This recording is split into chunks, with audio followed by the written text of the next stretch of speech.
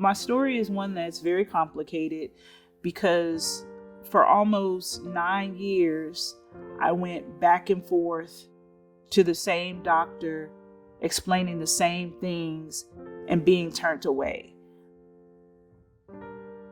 It took me to near death and having a stroke for a doctor to finally find out what was going on and trying to get to the bottom line of why I had a stroke.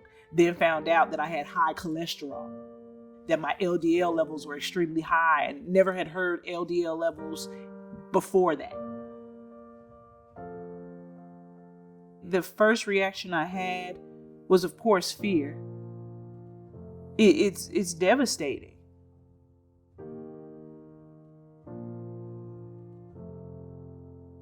What a horrific story.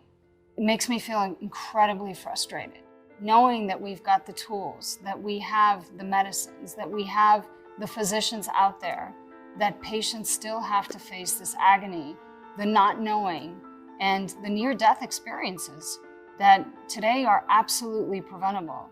The reality is that we all know someone or someone's family member who's gone through the same thing. I'm here today because I want to talk about and get people talking about cardiovascular disease. Cardiovascular disease is a leading cause of death and disability in the world. Shockingly, 80% of premature heart disease and strokes are preventable. And yet, millions and millions of people are still dying each year. I've been talking to a number of experts to find out what is it going to take for us to tackle one of humanity's greatest healthcare challenges.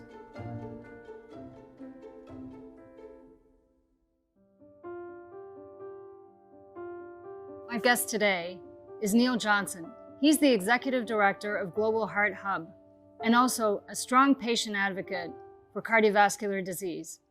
Hi, Neil. It's so great to have you here with me today. Very nice to meet you, Marie-France. We've just heard the story about a lady living with cardiovascular disease. It took her 9 years to get diagnosed. What are your thoughts hearing this? The impact of that delayed diagnosis is very serious. And this is something, unfortunately, we hear quite often from patients. This is not a criticism of medical professionals. There's a lot of reasons, a lot of barriers to that accurate diagnosis. At a personal level, I lost my own mother in the last year to heart failure.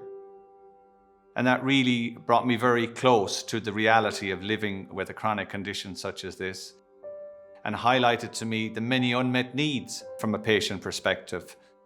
And this month, in fact, I'll celebrate 30 years working with the Irish not-for-profit heart and stroke charity CRE. And over that 30-year period, I've seen it firsthand, the impact and the devastation of cardiovascular disease.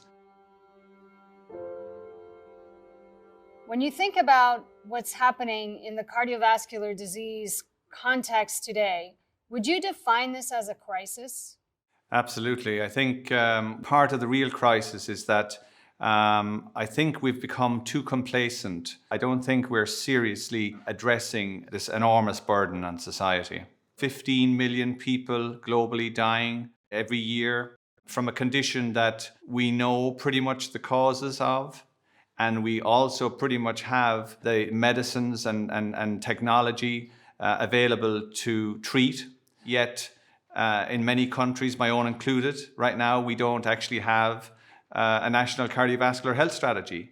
So I don't think that we as a society are taking this burden seriously, despite the enormity and scale of it, which is quite concerning.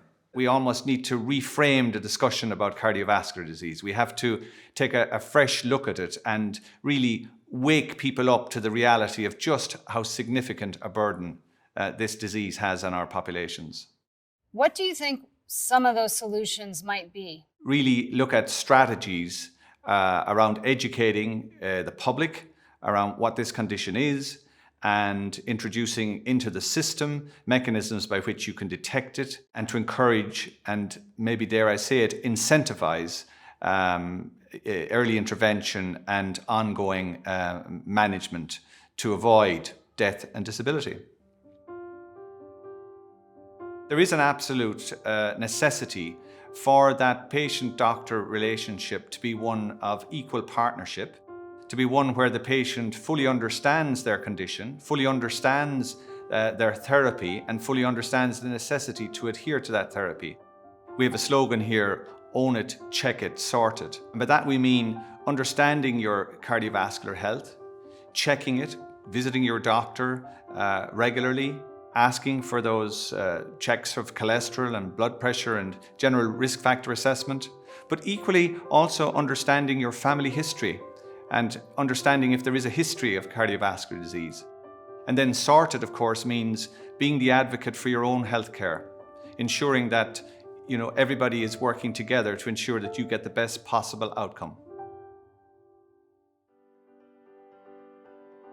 My diagnosis has changed my life, and so I started living. I wanted to be here for my children, my grandchildren, as long as I can be, right? And I know in order to do that, it takes me to be in control of my life. It's me who has to want to live. There should be more education in school. It starts at home, but if that information is not given at home, then where do you get it? Everyone should be educated on heart disease. Everybody should know the symptoms. You should be able to comfortably go to your doctor and talk to him about your concerns. And you are the CEO of your life. What an inspiration. Thank you, Chanticleer, for sharing your story and advocating for cardiovascular health. And let's all follow Neil's advice. Own it, check it, sort it. And thank you, Neil.